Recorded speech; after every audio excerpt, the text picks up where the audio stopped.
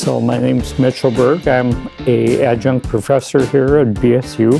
I teach the Intro to Public Administration class. But I also am the city administrator for the city of Mahnomen. And what makes our community unique is we're the largest city in the state of Minnesota, wholly enveloped within the boundaries of an Indian reservation, the White Earth Nation. And so I just finished my doctorate, and with that did a dissertation on promoting tribal city-county cooperation, looking at a social equity, diversity, inclusion lens. Working in the community of Mahnomen,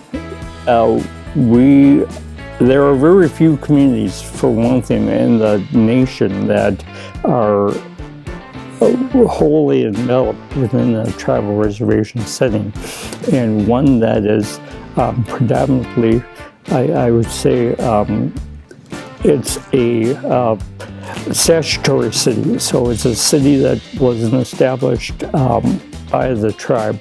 And so you had this almost conflict from the start, where it was a state enabled community on a federally recognized tribal reservation.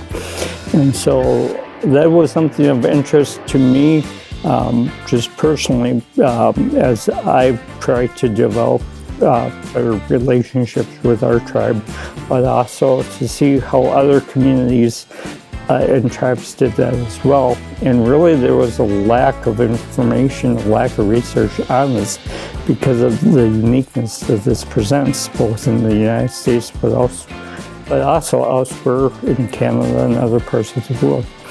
I've done a couple presentations in other parts of the country, and certainly city, county, tribal elected officials should come, appointed officials, but people who work in the nonprofit sector, people who might be in the business and education sector, who are really looking to foster better ways to communicate and interact with diverse cultures. This is kind of targeted for them.